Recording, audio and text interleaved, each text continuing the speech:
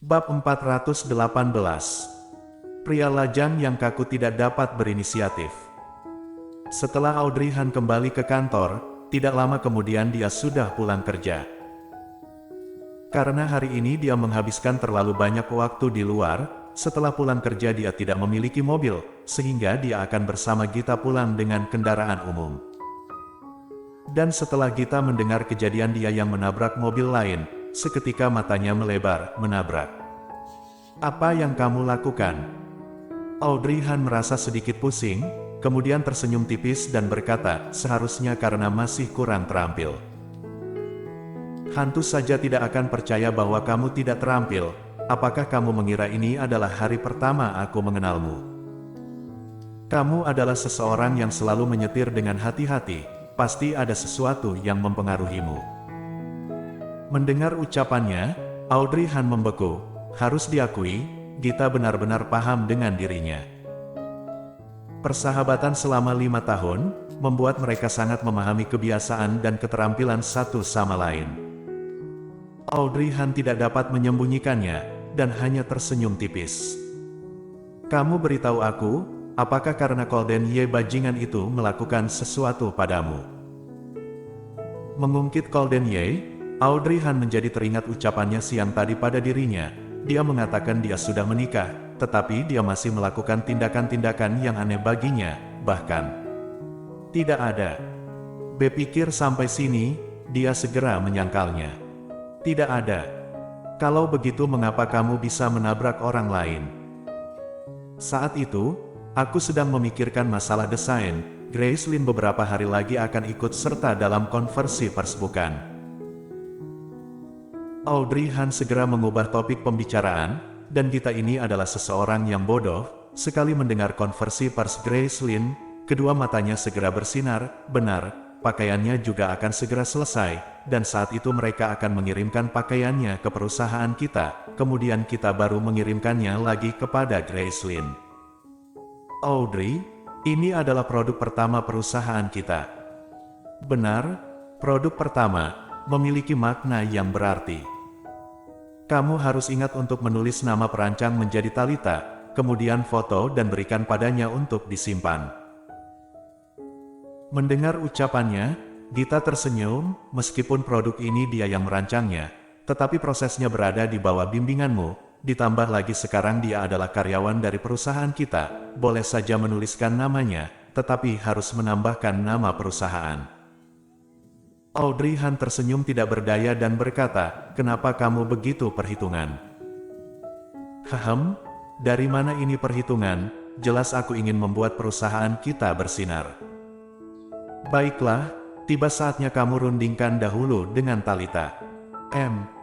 Mereka berdua sembari berbincang sembari naik ke bas umum. Audrey Han sudah sangat lama tidak berhimpitan di dalam bas umum. Baginya, memakai sepatu hak tinggi di dalam bas umum benar-benar sangat tidak nyaman, terutama di saat intensitas penumpang yang tinggi seperti sekarang ini.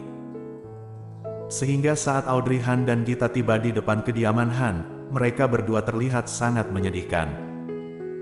Mereka berdua saling bertatapan, kemudian tersenyum. Tanda pisah, tanda pisah. Keesokan harinya kebetulan adalah akhir pekan, oleh karena itu Audrey Han dapat tidak lebih lama. Jarang mendapatkan cuaca yang bagus, dan juga memiliki waktu kosong, dia berencana ingin membawa Glenn pergi melihat sekolah. Jika Glenn menyukainya, maka dia akan memberikan waktu selama 1 minggu padanya untuk menyesuaikan diri di sana. "Momi, apakah hari ini kita benar-benar akan pergi ke sekolah?" "Benar." Di saat Audrey Han sedang merapikan pakaian Glenn mengangkat kepalanya dan bertanya, "Kalau begitu Momi tidak akan meninggalkan aku di sekolah bukan?" Saat mengatakannya, Glenn dengan wajah yang sedih memeluk lengan Audrey Han. Mendengar ucapannya, Audrey Han membeku sejenak, kemudian tersenyum dan berkata, "Bagaimana mungkin, hari ini hanya membawamu untuk melihat apakah kamu suka atau tidak sekolah itu. Jika Glenn suka, maka kamu boleh membiasakan diri selama 1 minggu dahulu di sana, bagaimana?" Terlihat jelas Glenn tidak ingin pergi. Pengetahuan taman kanak-kanak, dia sendiri sudah membacanya hingga habis, bahkan Glenn sendiri merasa tidak pergi belajar lagi. Tetapi hal ini hanya menjadi rahasianya sendiri. Audrey Hahn sama sekali tidak mengetahuinya. Melihat Glenn yang memeluk tangannya, dirinya mengira dia hanya tidak ingin berpisah dengan dirinya, dan hanya menggandeng tangannya berjalan keluar, dan sembari berkata, "Kamu ini, jangan berpikir terlalu banyak, sekolah ini sangat dekat dengan perusahaan Momi, dan saat itu, Momi akan menjemputmu setelah pulang kerja, lalu kita akan pulang ke rumah bersama." "Oh, baiklah." Mendengar mereka berdua ingin melihat sekolah, Gita juga tidak dapat hanya duduk terdiam.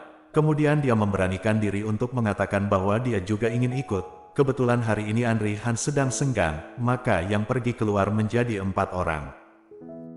Audrey Hahn seorang diri mengemudi mobil di depan, dan 3 orang duduk di belakang. 2 dewasa dan 1 anak-anak. Gita duduk dengan tegang. Bagaimanapun masalah yang terjadi sebelumnya dia masih mengingatnya.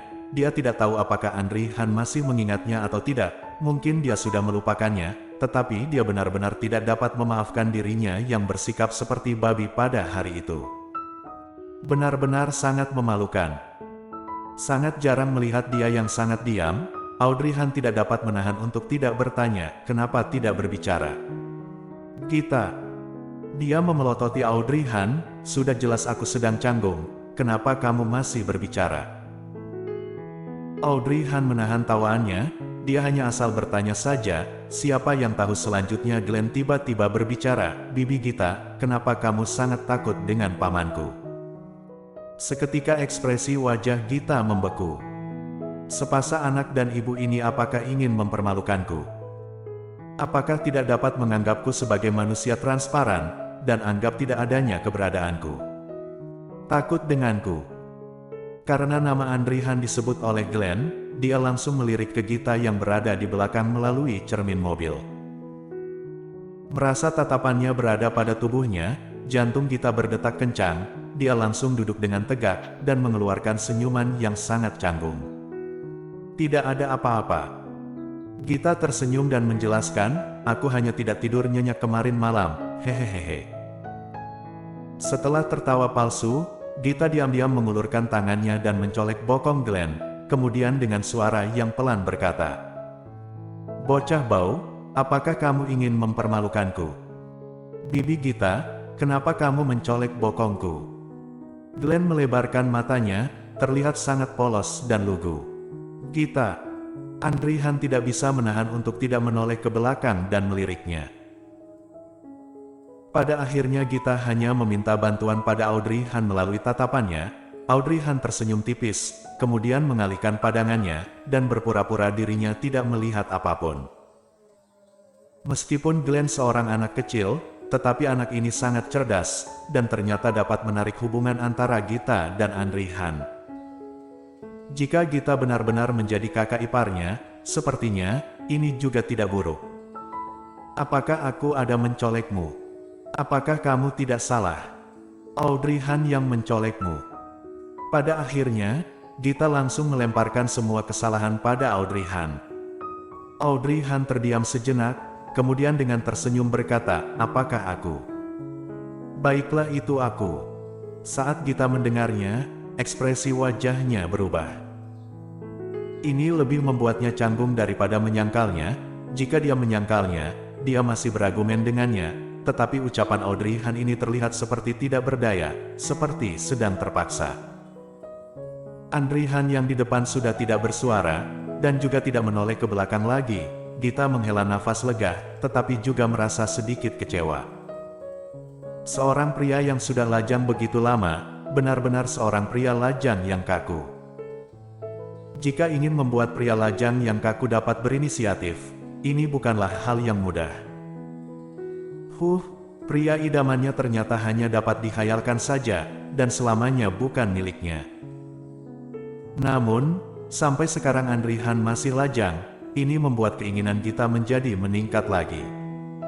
Bersambung.